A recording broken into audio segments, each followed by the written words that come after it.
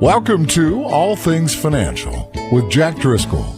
Each week, Jack takes on all things you thought were hard to understand about your finances and makes it fun, easy, but most of all interesting. From insurance to the best way to save your money and squeeze the most out of the dollars you put aside for your rainy day. And now, you have a friend in the money business. Here's your host, Jack Driscoll. Welcome back again, everyone, to another edition of All Things Financial. I appreciate your tuning in and viewing the videos that we're sending out to those of you who are on our email list as subscribers, because I'm trying to get information out on this most difficult area of financial planning, in retirement planning especially, which is long-term care planning. For those of us who have ever wondered about what to do if we or a loved one might need advanced care in a nursing home, skilled care at home, any type of this care that costs money and is not covered by our hospitalization, that might be a serious problem to our otherwise carefully laid out financial plans that were going smoothly until somebody ran into the bumpy road of health problems, health concerns, becoming a drain on finances, especially in the later years, possibly of retirement. What this latest segment of my series has been on is how to shop for long-term care insurance and what to look for in provisions and coverages and partner companies, as I refer to them. So I'm going to continue where I left off last week, because there was a study in Broker World magazine that I've been going through on the long-term care sales by companies, insurance companies, what segments of the market, who's buying long-term care insurance, how much is the average premium, what is the average term of coverage, how are the policies being built, what options are being made available by insurance companies when we're shopping. So we went into waiting periods, deductibles, length of period of coverage. And I want to continue with some of this research. And if you have pens and paper, if you make notes on these different topics and areas of coverage options that are available, I think it'll help you be a little better shopper if you're looking for finding out what premiums and coverages are available for you. All right, so let's continue in the characteristics of policies sold in this survey, again from Broker World magazine. The article went on to say the average premium for long-term care insurance, and that's where I left off last week. Can anyone guess what the average premium is for long-term care insurance? Well, on the one hand, there is no average that you can rely on, but the statistics shows the average premium for long-term care policies are roughly $2,300 a year to $2,400 a year. So as a rule of thumb, we would still be considering around $200 a month as a fair rule. If I'm using a rule of thumb and I'd say, how much does long-term care insurance typically run? I might say it runs $200 a month on average. So someone comes to me at age 50 or 45, their policy might be, based on the benefits they're choosing and company, $150 a month. And another person that comes to me at age 75 might say, hey, my policy's $450 a month. You said the average was $200 a month. And actually, you'd probably tell me, you said these would only cost around $200 a month. And I'd have to remind you, no, that's the average. Because there are highs and lows. And we get into a lot of averages when we talk long-term care insurance planning. The way I look at averages are everybody has a different set of needs and circumstances, so you want, in most cases, to tailor-make and custom design the policy protections and the policy coverages that suit your own individual circumstances. So the averages might be a guideline, a rule of thumb to help you know what ballpark premiums might range, but not to use them as an indicator of what you would actually pay in your own case. So an indication for yourself, an indicator for yourself, no. A ballpark range on what field am I playing in if I look at long-term care insurance and what the premiums are, yes, maybe a good ballpark estimate for you. So use it as it's intended, and the average that the statistics are saying, adding together what everybody's paying, dividing them by the number of policies, they're saying it's around $2,300 to $2,400 a year that they're finding average was spent over long-term care insurance premiums. The lowest average size premium was about $1,200 for the year. The highest average premium group was about $2,700. And they say that's lower in this study for 2013 because the study wasn't out yet on 2014. It was lower than in 2012. And I'm thinking, how could it be lower as in a following year? And I think the reason is people are cutting back a little bit on what they're buying when they're buying coverage, maybe buying a little less than they were buying in 2012. So that factors into it. Now, the average issue age, I get this question all the time. When should I buy or consider the need for long-term care insurance? It depends how your health is. Because your age is only one factor. Your health is another one. If you feel that your health might be an issue and you are healthy now and you're concerned about in the future, whether you have any premonition of any health problems or not, you might want to say to yourself, I think I'll go get rates now at my current age, whatever your current age is. Number one, to see if you can even qualify for coverage. Number two, to see what your actual average premiums might be for yourself. So my advice is, at whatever age you are, if you feel you might have a financial risk for you or your family members or a loved one, should you or a loved one have to go into a nursing home, then it doesn't matter what your age is, you should shop now and answer that question. How much would it cost? We've seen in many cases lower premiums at younger ages help the budget because you're paying that lower premium rate, even though there will be rate increases over the life expectancy that you have of the policy. But you'll still be paying based on the age bracket you were when you bought the policy. So when you're 75 and you bought the policy at age 55, you're still paying age 55 rates, even though rates might have gone up 40% by then.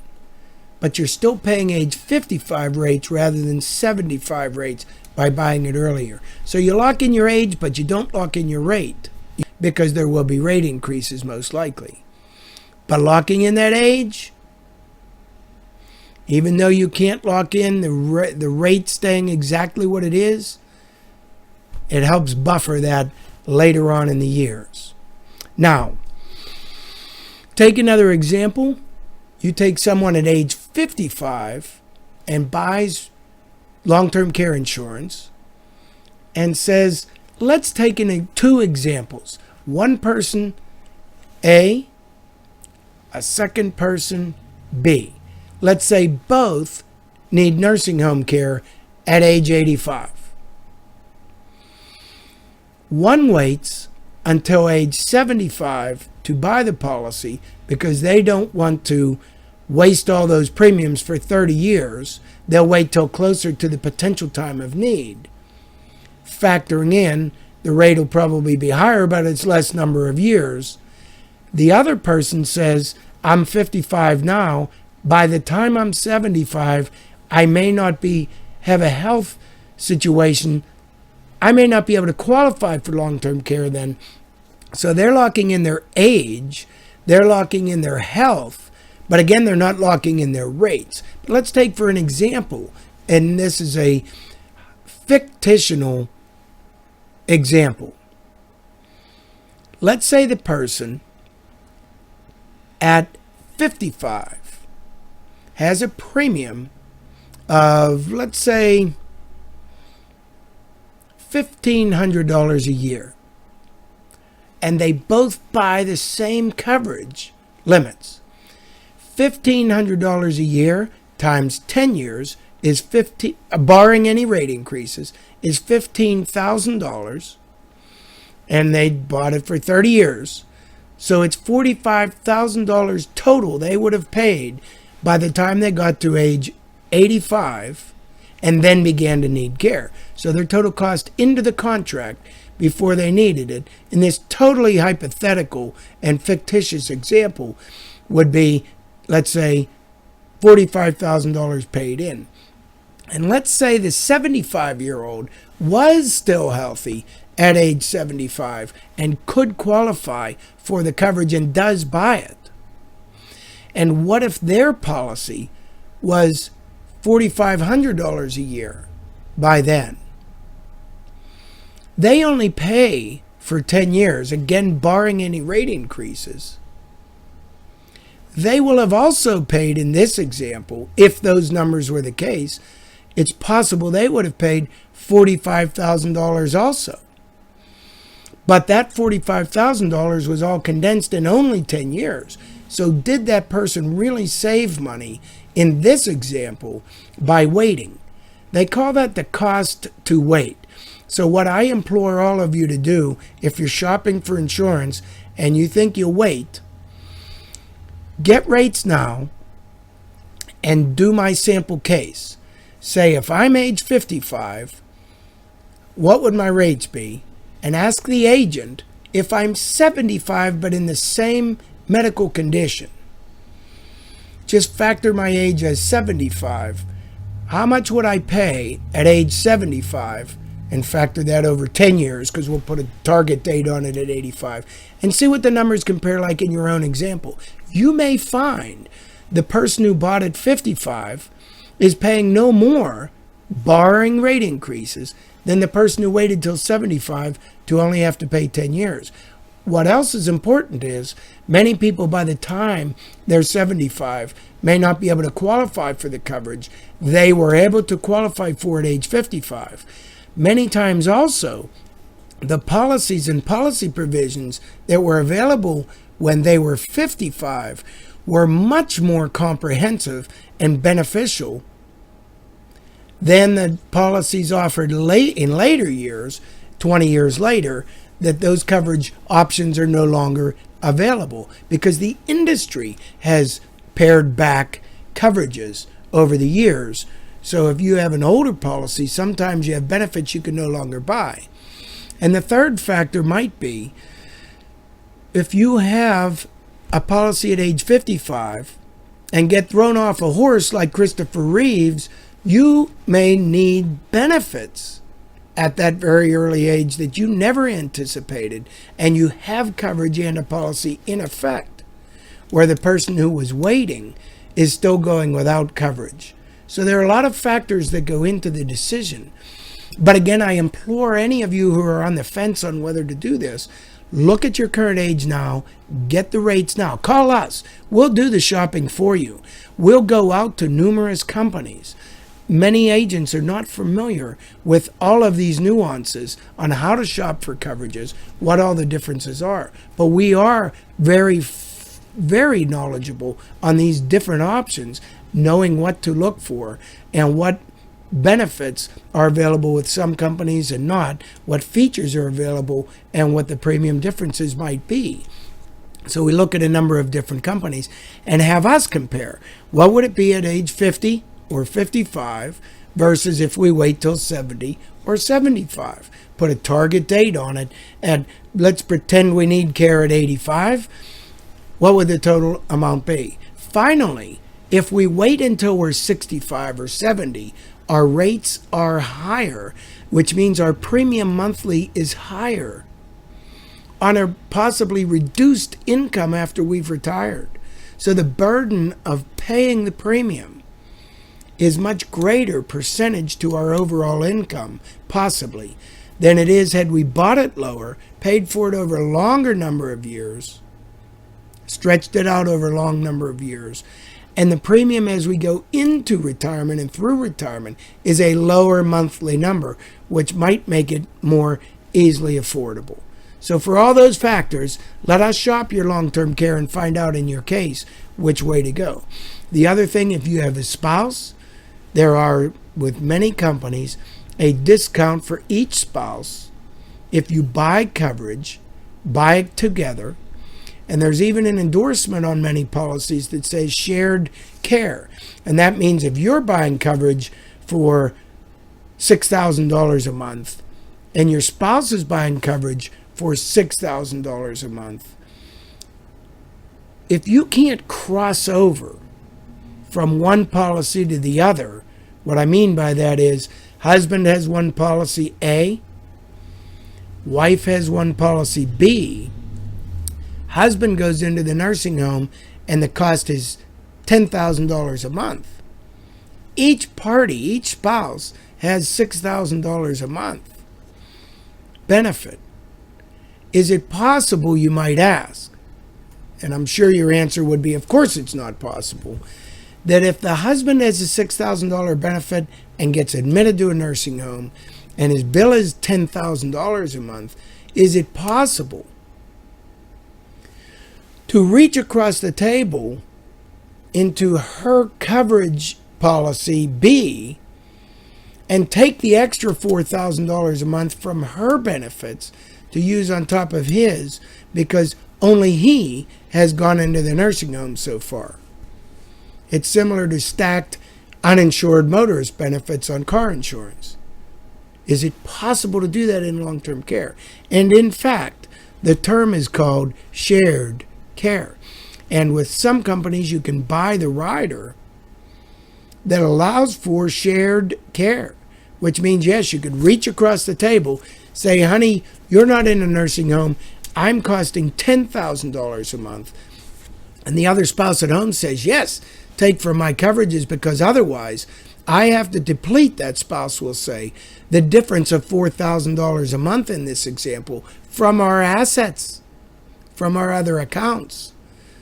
So our savings accounts and all. So they gladly will give up a portion of their benefits to try to preserve the assets. So when we're married, we shop for those things. We know what to look for. So let us help you on that. Okay, now, the average issue age, though, statistically, is about 56 years old, almost 57, when most people seem to be buying long-term care insurance. That seems to be the average. So if you're older than that, you're late to the game. If you're younger than that, you're early to the evaluation of this, if that helps at all, to know where you stand against average. Now listen, when you buy a long-term care insurance policy, you get the choice. And the choice is whether you buy a benefit period. And that means once I go into a nursing home, if I go into a nursing home, I get to choose. I want that policy to pay for the first year's stay in the nursing home, and that's it. So I'm buying at least 1 year of coverage, and then I'll take over on my own. Another person might say, I want it to pay for the first 3 years I'm in a nursing home. And then after that, I'll go on my own. A third person might say, I don't want to take the chance of guessing any term. I just want unlimited lifetime. However long I'm in the nursing home, I want the insurance company to pay that stay. Well, folks, the premium will be vastly different on all three of those examples. So the average benefit period that's being sold today by this article means 2013, it's a dramatic drop in the lifetime benefit. People aren't buying that as much anymore. And they're dropping, and the reason they're dropping is a lot of companies are getting rid of the lifetime benefit. They won't offer it anymore.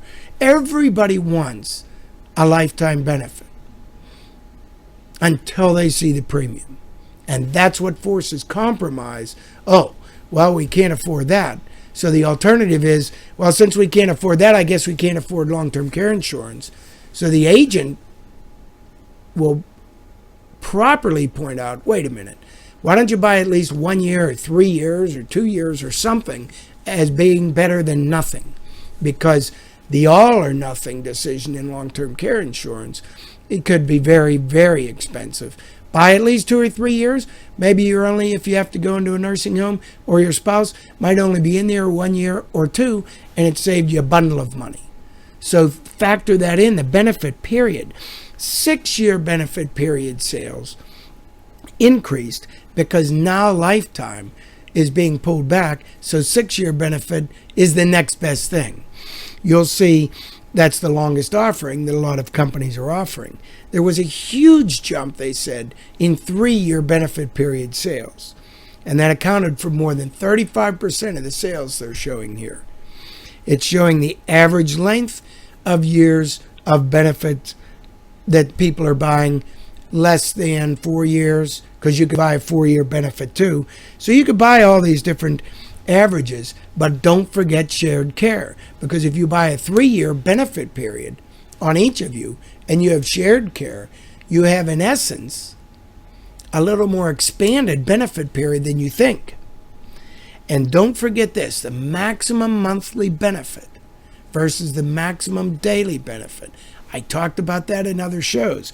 The 79% of 2013 policies were sold with a monthly or weekly maximum, as opposed to a daily maximum. And remember, I talked about that, so I won't dwell on that again. When we come back next week, I'm out of time today, I'll share with you other factors for those of you who want to shop for long-term care insurance, not make a mistake, custom tailor-make the policies to your own needs. Give us a call, send us an email, we'll get you on our email list, and in addition, we'll help you shop for long-term care insurance and help you custom tailor-make policies that are suited for your own personal needs. Thanks again for tuning in. We'll be back again next week. You've been listening to All Things Financial with your friend with the answers to all financial matters, Jack Driscoll of Driscoll Insurance and Financial Services. Securities and investment advisory services offered through Sage Point Financial Incorporated, a registered broker-dealer and registered investment advisor and member FINRA and SIPC. Driscoll Insurance and Financial Services is not affiliated with Sage Point Financial, Inc. or registered as a broker, dealer, or investment advisor. You can reach Driscoll Insurance and Financial Services Incorporated at 412-833-1500, and they are located at 2738 South Park Road, Bethel Park, Pennsylvania, 15102.